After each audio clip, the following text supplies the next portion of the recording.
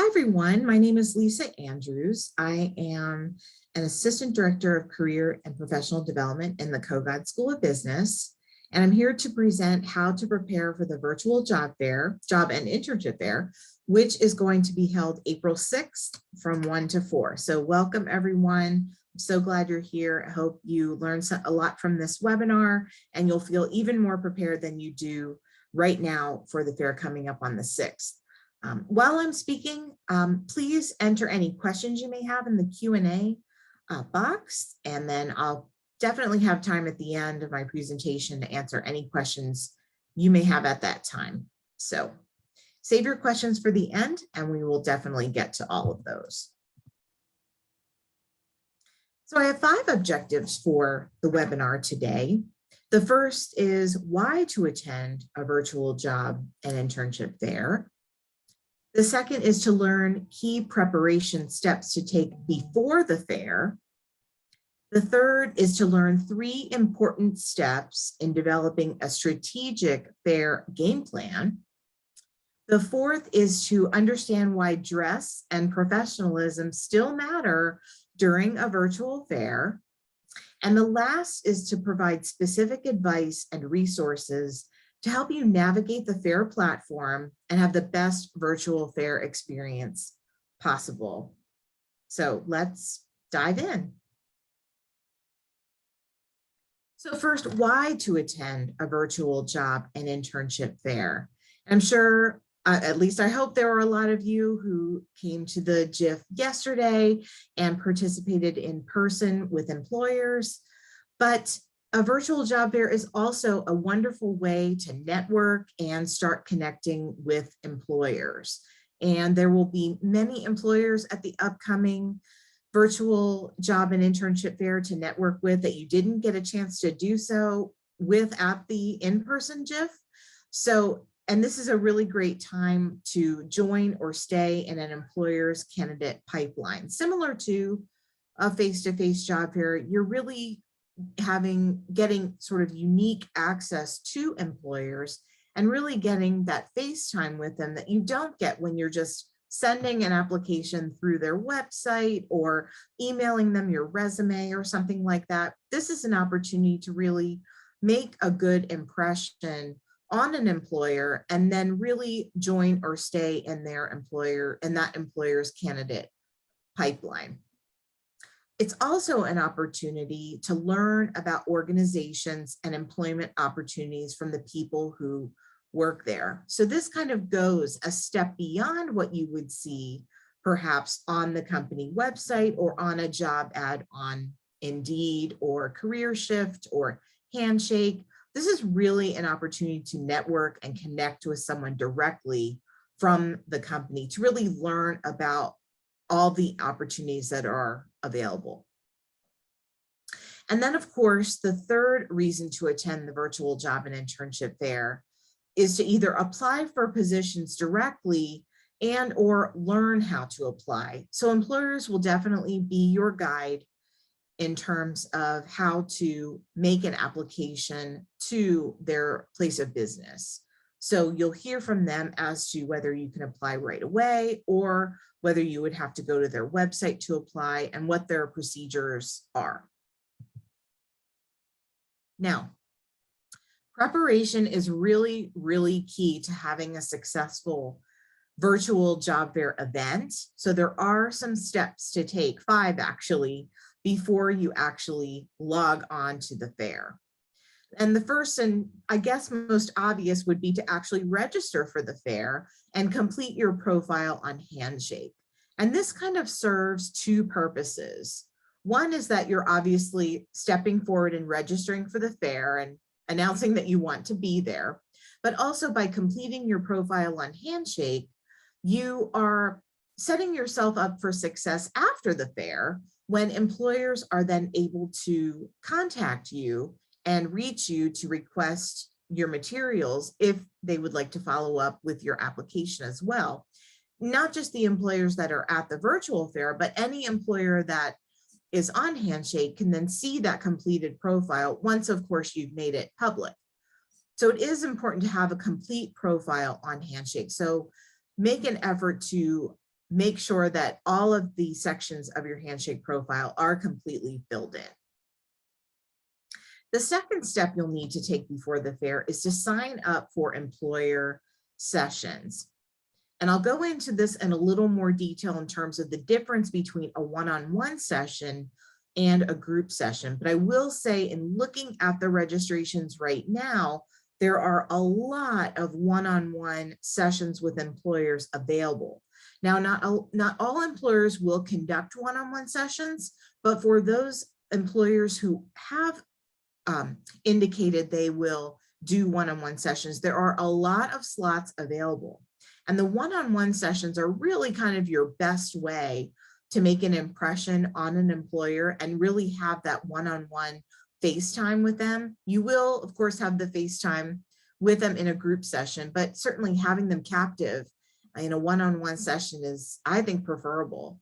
So I would encourage you to get on the website now before they do fill up and sign up for those one-on-one sessions as well as the group sessions. Because if you wait until, let's say, the day of the fair or even the day before the fair, a lot of your favorite employers might already be booked up for those one-on-one sessions. So it's important to take some steps before the fair and sign up for all your sessions so that your schedule is complete, and then you can really plan your time at the fair. The next step to take before the fair is to write and upload your self-branding document, which is also known as your resume. And there are some resume stations that are still happening. I know I'm doing one on Monday virtually to help you with your resume. If you do need a critique or you just want to double check that it's ready to go, there are sessions available for you to register for to get that feedback from a coach. The next is to prepare. You really want to prepare that 30-second, what we call elevator pitch, where you're kind of introducing yourself to the employer and what you have to offer, briefly walk them through what you're doing in terms of your major, maybe an internship you've had, and why you're interested in the positions that they're offering or interested in the company overall. And you may want to think about possible answers to typical screening questions that the employer may ask you during that one-on-one, let's say, such as, why are you interested? Why did you major in what you did? What are your career goals? Kind of basic questions such as that, that employers may ask to get to know you a little bit better. And hopefully you've had a little bit of time while this slide was up to note this website that we have listed here in terms of testing your equipment and connectivity. So you can use this link below to test your computer, VPN, Wi-Fi, your browser system support, and make sure that everything is ready to go for the fair. So now I'll go into a little more detail about the one-on-one and the group sessions and what the differences are between the two. So let's start with the one-on-one sessions. So the one-on-ones are 10 minutes long, and there will be one candidate, you, and one employer representative in the session. So there will just be two of you in the session. As I mentioned in a moment ago, it's requested that you sign up in advance of the fair starting, because once the fair starts, it's doubtful that there will be any one-on-ones left. Now, during the one-on-one session, video, audio, and text chat are available, and you're able to share your screen to show the employer your resume or other relevant materials. Now, this is only an available feature for the one-on-one session, so you won't have screen sharing ability when you're in a group session. You'll only have that ability during a one-on-one session. And as I mentioned in the last slide, employers will be one-on-one with you, so they'll be asking you kind of basic screening questions, and you want to make sure to have that elevator pitch polished, and that's something you can go over with a coach if you'd like between now and the fair as well. You can make an appointment via Handshake with your coach to go over that. Now, the group sessions. So the group sessions go for 30 minutes. You'll have employer representative or more than one representative from a company, and then multiple candidates. And the max is 50. So the most students that will be in there will be 50, and there will be 1 to 2 employers, maybe more, in that group session. Now, you can sign up for the group sessions after they've started if the session is not full.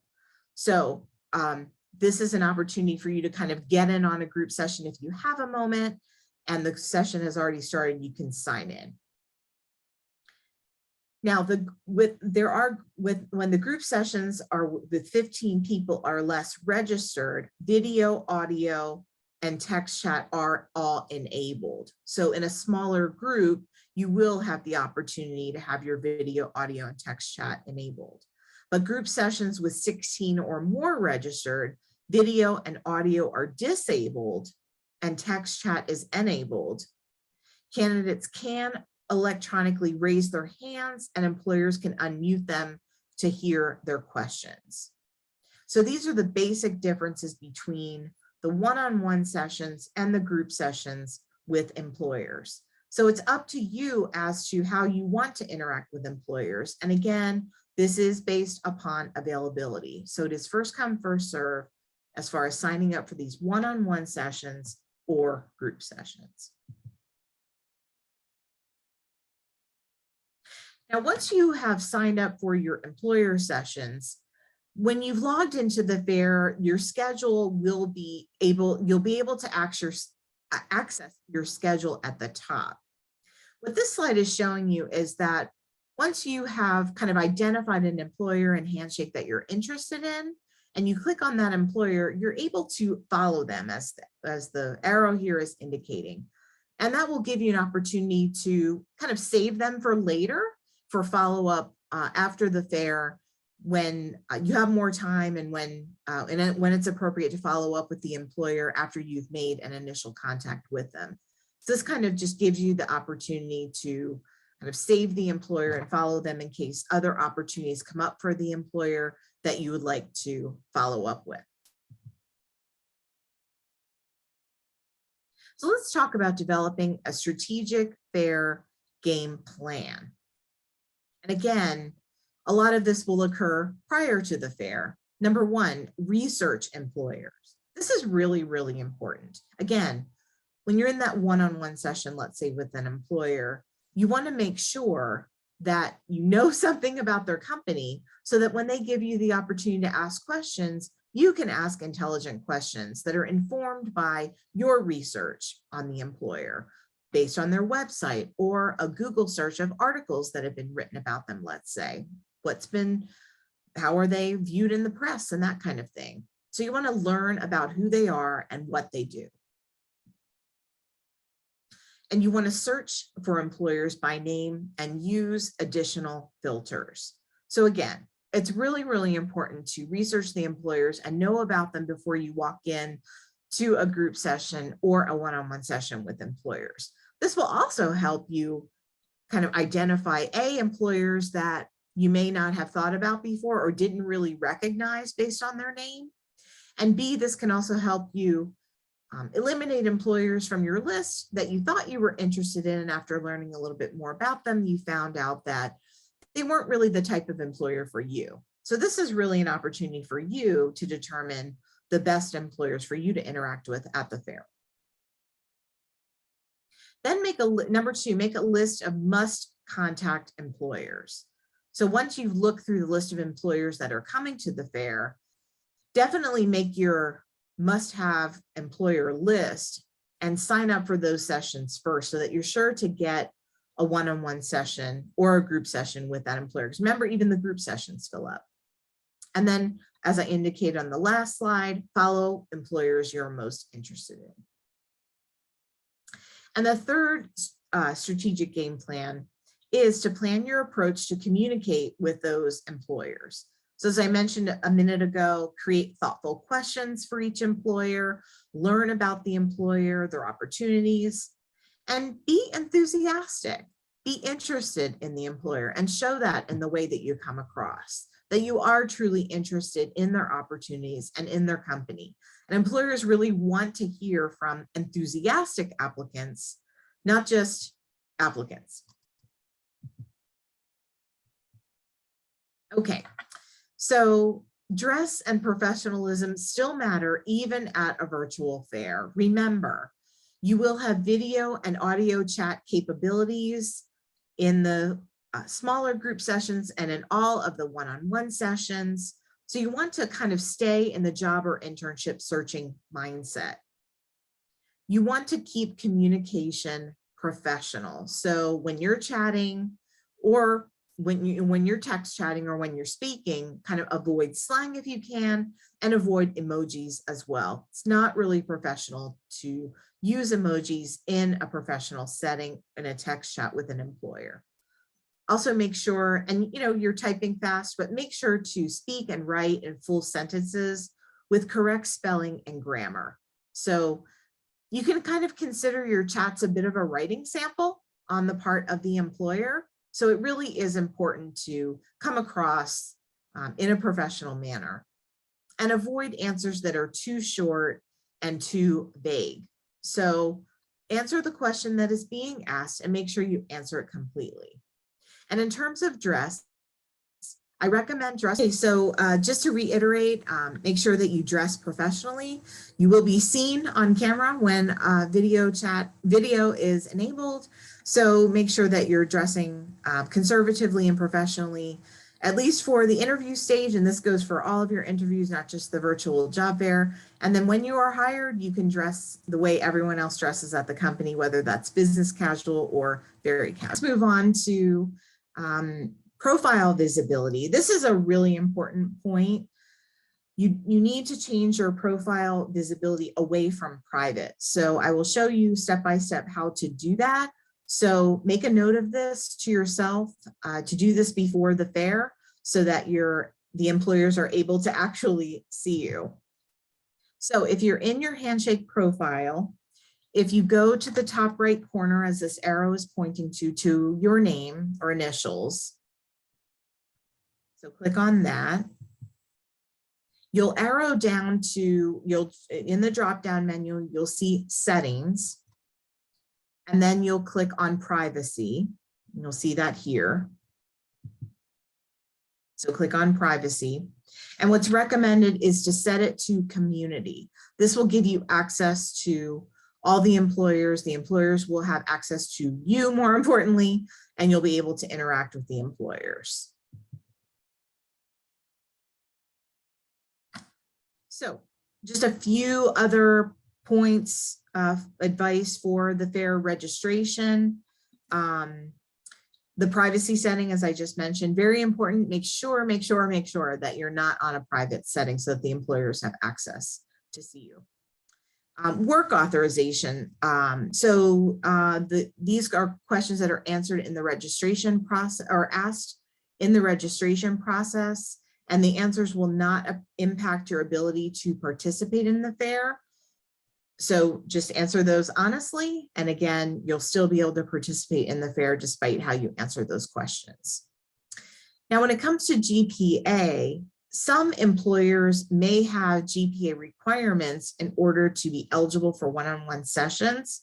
So for those of you who do not have your GPA visible in your Handshake profile, I would suggest you put it in there so that you can maximize your eligibility to participate in the one-on-one sessions. Again, some employers may have GPA requirements to be eligible.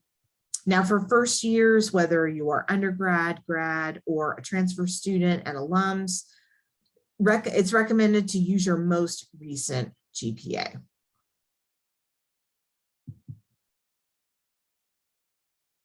And this kind of gives you, an idea of what it'll look like. So make sure that your background is neutral if possible. If you're in your residence hall room, ask your roommate to refrain from walking behind you or talking while you are engaged in a video chat.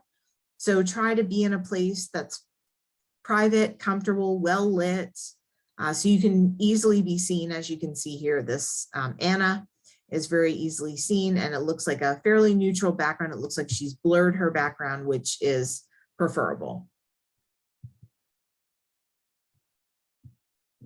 Okay, so another piece of advice is to familiarize yourself with the Handshake virtual fair. So again, prior to the fair, register, see the employers, sign up for one-on-one and group sessions.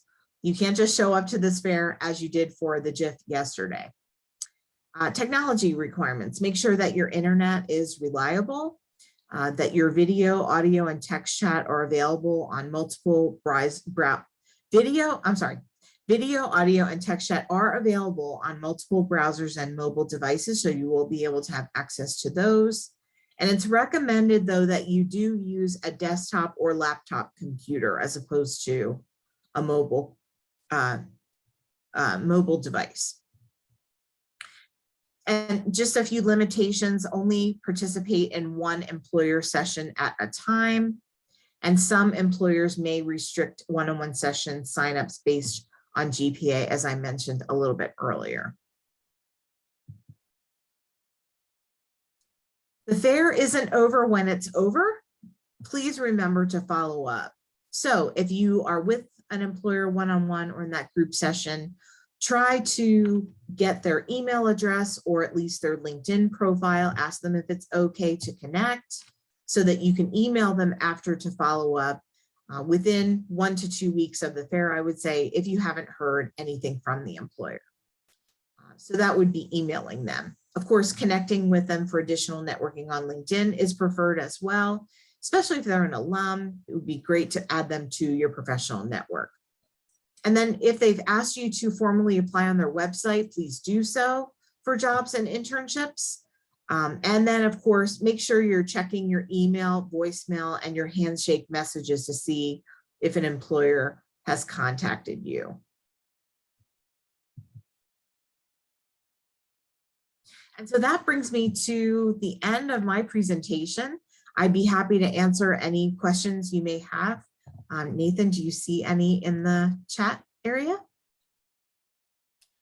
I'm just waiting to see if some come in. I know one question that students who have attended this virtual fair in the past have had is, sorry, I'm bringing myself up on the screen as I ask you these questions, is how do I access the fair? Is there a separate Zoom link for the fair? So you would go to Handshake and then go to events, and then the fair will come up and that you're able to access it through Handshake. So there's not an outside Zoom link necessarily, but you would access it through Handshake. Correct. Yeah, you access it through Handshake, and each individual session that you sign up for, whether it's a one-on-one or a group session, you'll enter that through a unique link. And sometimes some employers for their group sessions do use an external link, but they put it there in Handshake, or they will communicate it to the student directly. That's great. And I think you addressed this one earlier, but is the Handshake platform like Zoom? Can I blur my background if I'm in my dorm room? That's a good question. I am not actually sure. Nathan, do you know if you can blur your background? Yes, you can. That is a new feature as of this, either this fall or this spring. That is something that Okay. Okay, and here's a question that has come in. What should I do if I'm receiving different advice for my resume? Should I go with what I think is best? That's a good question. Very interesting. I guess it depends on what the advice is that you're receiving in terms of like what sections on your resume you're getting advice about. If there's, for example, something that's really important to you that perhaps it was suggested you omit that, but you really feel strongly that it should be included on the resume, then by all means, keep it. So certainly there are a lot of opinions out there about resumes. However, in both the AU Career Center and the KOGAD Career Center and all the coaches on campus are kind of well trained in what employers are looking for with resumes. We've developed the templates to help you put it together. So I think that the advice you receive from the coaches is quite valid and relevant to what employers are looking for in current resumes. Okay. Can I sign up for sessions with employers when I get to the fair? So the group sessions can be joined while the fair is going on. The one-on-one sessions need to be signed up for in advance. Isn't that right, Nathan? That is right. If there are cancellations the same day, or if there are still one-on-ones available the same day, you can sign up for them. But you had I think your message earlier was that for the one-on-ones, you definitely want to sign up for those in advance. And the group sessions, I think you can only access if they're not full, right? Right. Okay, is the Career Center available if I have a question while I'm attending the fair? Oh, that's a good question. Isn't there a room where the Career Center staff is answering questions on the fly? Yes, we are live, and we are actually using a Zoom room to do that for students. And the way that it should appear to students when you log into Handshake and log into the event, they should in that event include the Handshake link, or the Zoom link to the room where we are providing live support. We have also created a separate event in Handshake that includes that Zoom link as well, and it's called the Live Support Room. So we will be there if students need our assistance. Great. Lisa, do you have any tips on what kinds of questions students should ask employers? That's a really good question. One question I always like to ask is, what is the culture of your organization? Because that will give you a very good window into whether or not it's a company that shares your own work values and your own personal values, and whether it would be a good company to work for. So I always kind of like to ask that question, just because it gives you something that you might not necessarily find on their website. And it really does go beyond the mission statement if they have one on their website as well. So I would always ask about culture. I would also ask for internships, what the structure of the program is. So if you're getting the sense that they're not real sure what kind of tasks they're going to have you doing, it might not be the best internship for you if it's a little bit more sort of, laissez-faire. But if they have kind of a real good structure in place with a schedule, with training, with set meeting times and projects that you're going to be working on, that gives you a better idea of how you're going to be spending your time at the internship. You can also ask things such as, who will be supervising me? What's their supervisory style? And does this company have sort of a team mentality, or is it more of a top-down hierarchy? So those are some basic questions you can ask employers that will be helpful in assessing for you if this is the right employer for you, which is of course important to do. Nathan, do you have anything that you like to ask employers or advise students? You had a lot of great ones. What I generally advise is don't ask questions about the kind of information that you can find on their website. Yeah. They don't want to have to repeat that over and over or refer you back to their website for that. So that's where the research component comes in. If you have a sense of the organizations you want to talk to and you've looked into them a little bit, that can help you refine your questions. And I think Lisa had some great suggestions about specifics that you could ask. Mm-hmm. Question, should I bring my resume? And bring is in quotes. Should I bring my resume? And if so, how should I bring it?